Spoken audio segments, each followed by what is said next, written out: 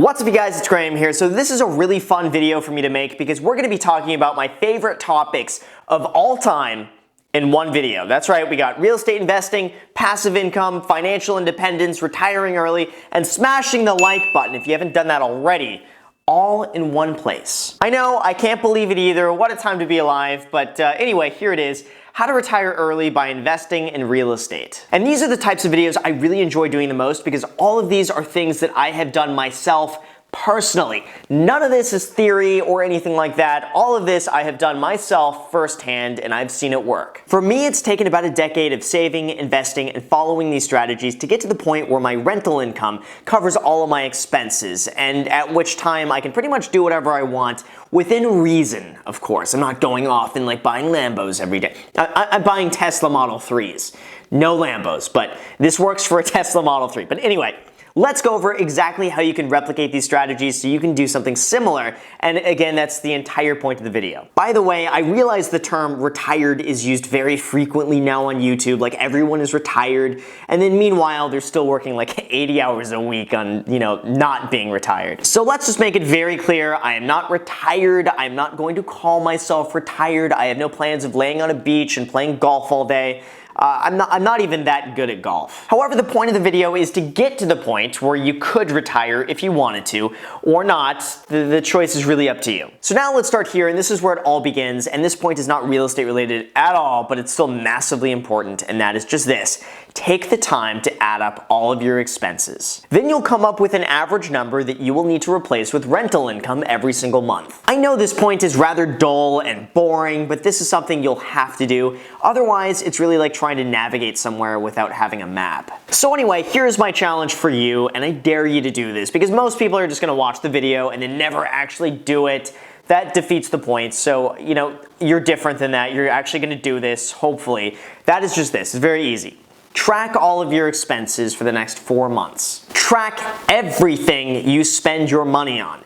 Every single penny. If a penny leaves your account or leaves your pocket, I want you to account for it. You can always use mint.com or personalcapital.com if you want automated software that does it for you, or you can just use your own Excel spreadsheet. I don't care what you use. The point is, you absolutely must know how much money you spend every single month, so that way you can figure out how much rental income you need to replace that with. Now, when doing this, I highly recommend you break up your expenses into 2 categories. The first one will be your necessities. The second one is going to be your discretionary spending. For example, your necessities might be your housing payment, your insurance, groceries, internet, utilities, and everything else that's non-negotiable. Your discretionary spending, on the other hand, should be something that you don't absolutely need, that you can cut back on if necessary. For instance, that might be vacations, or going out shopping, or going out to really expensive dinners, or wrapping the Tesla.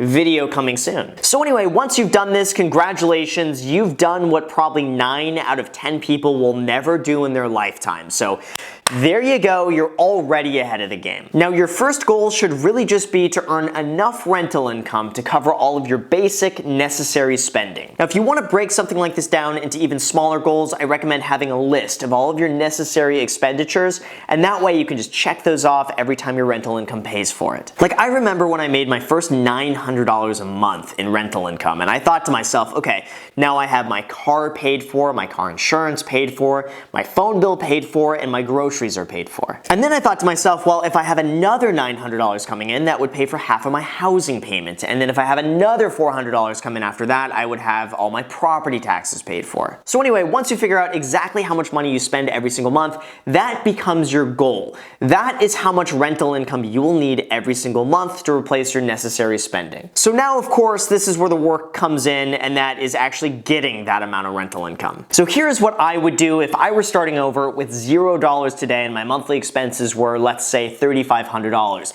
So that now becomes our goal, to get $3,500 a month in net rental income. Now, here's the strategy that we're going to be following to achieve this, and there's a term for this coined by Brandon Turner over at Bigger Pockets, and that's called the Burr method. Except I put my own little twist on it. It's kind of like the house hacking Burr method of real estate investing. So I'll explain exactly how this works and exactly what you can do. Now, the first thing you'll need to do is save up a down down payment between 10 to 20% of the property's purchase price. So this means if you're buying a $100,000 property, you'll need between $10,000 and $20,000 saved up, or on a $200,000 property, you'll need between $20,000 and $40,000 saved up. Now this could definitely take a while depending on how much you're making, how much you're saving, and how expensive properties are in your area. However, I really believe this part is essential. This single investment can absolutely fund your entire retirement with passive income if you're just willing to listen to these strategies and actually implement them and stay consistent with them long term. And in terms of actually saving this amount of money, you really just need to make this a priority. If that means that you need to cut back on vacations or work more hours or pick up a part-time job just so you'll be able to save a little bit more money, do it. It's so worth it. I can tell you 100% that delaying any short-term gratification is absolutely worth it when you see the long-term end result. Now anyway, once you've got that down payment saved, the next step is to go and buy a 2 to 4 unit building that you can move into yourself. Now here's why this step is so important. When you go and buy a primary residence, meaning you're going and buying a property that you intend to live in yourself, you qualify for what's called conventional owner-occupied financing. This means you'll qualify for a lower interest rate and also a lower down payment when compared to buying an investment property. Now the only two requirements when doing this is that you must buy 4 units or less, and you also must live in the property between 12 and 24 months after buying it. After that, you could do whatever you want with the property, but meanwhile, you've locked in your low down payment and your low interest rate. Now the reason I really like this method a lot is that you can get a conventional owner-occupied loan up to 4 units. So this means if you want to invest in real estate, you can buy all of the units under owner-occupied financing with a lower down payment and a lower interest rate, even though you're renting out the other units and only living in one of them. This is a tremendous life hack and a huge advantage to investing in real estate and getting cheap financing. And as we all know, cheap financing really just means more money back in your pocket. Now the third step here is that ideally you should be fixing up the property. Anytime you're looking to not only increase the value of the property but also increase the cash flow, fixing it up is really just the way to go. For me, I'll only look at 2 to 4 unit properties that need work because I know that when I'm done fixing it up, it's going to be worth more than what I paid for it. I personally go for really light rehabs, like redoing floors, redoing landscape, paint, kitchen, and bathrooms. These are all very simple renovations that any contractor should be able to do in less than a month, and all of these renovations have an extremely high ROI. So let's just use this example so I can show you how it works. Let's just assume you buy a $300,000 property that's 3 units. You then put 10% down, that would be $30,000, and you finance $270,000 at a 4.3% interest rate fixed for 30 years. But then after all of that, you take an additional $30,000 from your own money and you go and fix it up. And after that, the property's value is now worth $380,000. This means that you've made an extra $50,000 worth of value just by going and fixing it up. That is how real estate investing basically works. My favorite places to buy are the ones that just look a little outdated, like maybe it was built in the 70s or 80s and it's a little old, or it looks a little bit like grandma's house. Maybe it needs some new countertops, some new paints, you remove the carpet, you get some new bathroom tile, easy stuff like this. And in most cases, I never try to rearrange floor plans or go and add square footage. And for someone really just starting out, I don't recommend that you take on too big of a project. Very light cosmetic stuff is very easy. It's very simple for a beginner. Many contractors can go and do this in a very quick turnaround time, and there's not a lot of risk when you're going in with just a cosmetic renovation. So now the next step, what do you do when you're done fixing it all up? And that is you rent out the other units. This is where the rent of the other units should ideally cover all of the property's expenses, like your mortgage, your property taxes, your insurance, your repairs, your vacancy, and everything else that goes along with that. So now let's just use our previous example. We have a $300,000 property with 3 units. You put 10% down, finance $270,000 at a 4.3% 30-year loan. Your mortgage payment would then be about $1,330 per month. We'll say your property taxes are going to be another $300 a month. We'll say your insurance is going to be $120 a month. And then we'll say your repairs, maintenance, and other miscellaneous expenses would be another $250 a month. So now let's just round this off and we'll say that this property is going to be costing you every single month $2,000. However, because it's a 3-unit building and you're only living in one of the units, you can rent out now the other 2 to collect rental income to offset that payment. So in this example, let's just say that the other units are going to be renting for $900 a month. So in total, between renting the 2 units, you're going to be getting $1,800 a month in rent. So now your only out-of-pocket cost is $200 a month for getting to live in and own a triplex, plus the $30,000 as a down payment, plus the $30,000 you spent fixing it up, so $60,000 total. Now I realize that right now we're not any closer to getting to our goal of $3,500 a month in passive rental income, because it appears as though we're now cash flow negative $200 a month, plus we're $60,000 in the hole invested in this property. But here is where the fun begins. Right now, your only housing expense is $200 a month, and chances are that is cheaper than you going and renting something else equivalent to that yourself, or going and buying something without getting the additional rental income. So hopefully by doing this, you're able to save a little bit more money on your housing expense. Secondly, even though you're paying $1,330 per month as a mortgage, just by making that mortgage payment, you're paying down the loan balance by, on average in the first year, about $375 a month. This means that your ownership in the property increases a little bit more every single month until eventually after 30 years your home is paid off and owned in full. So even though you pay $200 a month out of pocket to live there, you're getting back $375 a month in value. Still though, that is not cash flow that you can be able to live off of until that is paid off in full, but here's how we're going to be able to get there. The next step is that you're now going to do what's called a cash out refinance. This means that a bank will go and give you a brand new loan based off the new higher price of the property after you fixed it up, and then you profit the difference in cash. Let's go back to the original example here.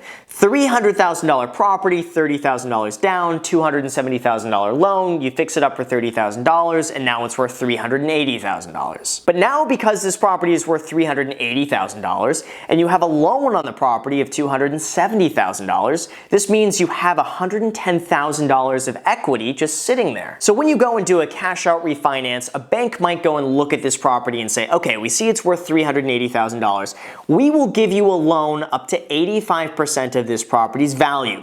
So on $385,000, we'll give you a loan of $323,000. So now you go and take out a new loan for $323,000. You take $270,000 of that to pay off the first loan, and that gives you $53,000 extra in profit, cash, for you to pretty much do whatever you want with, entirely tax-free. But now, since you've taken out a new loan at a higher amount, your mortgage payment will jump up from $1,330 to now about $1,600 a month. But remember, even though you're paying more per month now, you have $53,000 left over for you now to do something else with and reinvest. And of course, we all know what that means. You can use that $53,000 to go and buy another triplex for you to do the exact same thing with. So now let's just assume you did the exact same thing. You bought the same triplex, put the same $30,000 down, spent the same $30,000 renovation. It's worth the same $380,000. Here's where it gets interesting, because remember, you still own the first property, but now since you moved out of there to go and do this again,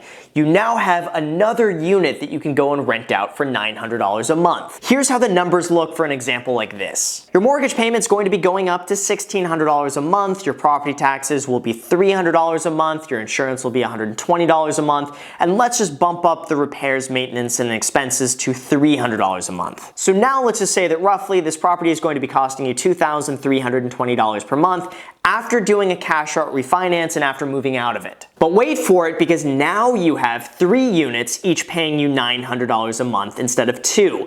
That means that you're now making $2,700 a month. Now you go and subtract the $2,320 from this, and that leaves you with an extra $380 per month in passive income just for buying the place, fixing it up, doing a cash out refinance, renting it out, and then moving on to the next one. That means that your only out-of-pocket cost to make $380 per month was $7,000 plus the cost of your time to go and fix it up and buy it and rent it out. That's it, and now you have $380 per month in passive income. Now you own a cash flowing rental property, and now you're also paying it off every single month so that in 30 years you're going to own it outright. And also, since you now have an extra $380 per month coming in passive income. That makes it that much easier to now go and save up for the next one. So now we can go and just repeat this exact same process with the next one. And assuming you do it with the next one with similar numbers, you'll now have $760 coming in every single month in passive income. Do it with a third place and you'll now get $1,140 every single month. And you just continue doing that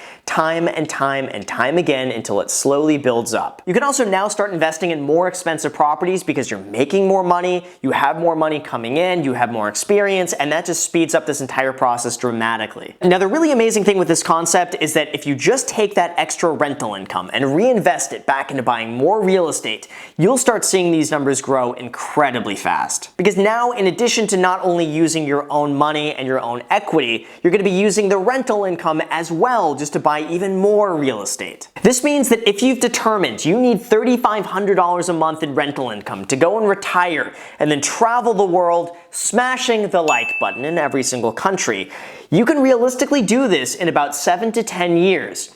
Just by starting with one property, buying it, renovating it, moving in, renting out the other units, refinancing it, pulling that money into another property, reinvesting all of the rental income into buying even more real estate, and then pretty soon, within a very short time frame, or within about a decade, you'll be able to basically retire off your rental income. The only requirements on your end is that you just save up enough money to use as a down payment and a renovation budget. You never spend the extra rental income because you'll use that to go and reinvest into buying more real estate, and you just do this consistently until eventually you hit the number where your rental income covers all of your expenses. The concept is all really easy to understand, but the hard part is actually staying disciplined with this long term and consistently putting in the work and delaying gratification. And because investing in real estate could be a very daunting task, especially for someone who's never done it before, who's brand new to the business, doing this as a primary residence where you can go and live in one of the units and then rent out the others makes this process incredibly easier. And now the icing on the cake with all of this is that if you do this consistently, within about 30 years, all of your rental properties are going to be paid off in full, even if you go and spend the extra rental income on whatever you want. That's because your mortgage payment consists of both principal and interest. So every single month you make a mortgage payment, you're paying down the loan balance a little bit every single month until eventually it's paid off. And then, like I said, once it's paid off, you're gonna have a ton of extra money to do whatever you want with. For instance, if you have 6 rental properties like our last example, having all of those paid off would generate you an extra $9,600 a month. That's because once the mortgage payment is paid off, you're not gonna have that $1,600 a month expense on the property. So times that by 6 and there you go, $9,600 a month. And also the icing on the cake is that your rental income will be going up over time thanks to inflation and also demand. And that just makes this entire amount just even larger in the future. So as you can see, this is really such a great method for retiring early and replacing all of your expenses with rental income. All that it requires is really dedicating a solid decade to doing this, and really just the discipline of saving everything you can, putting in the work, taking the time to make this happen, and then just repeating the process over and over and over again. This is something that I've been doing myself. I live in a duplex right now. It pays for all of my expenses, all the rental income on the other properties, pretty much pays for everything else I do, and that's it. And this is really a decade of really solid saving and investing and really being invested in real estate and learning these principles and sticking with it long term. And this is what I believe anyone else could achieve as well. So with that said, you guys, thank you so much for watching. I really appreciate it. If you guys enjoy videos like this, make sure to smash the like button, subscribe. Also, hit that notification bell if you want to be notified anytime I post a video, which is 3 times per week. Also, feel free to add me on Instagram. I post there pretty much daily, so if you want to be a part of it there, feel free to add me there. Thank you again for watching, and until next time.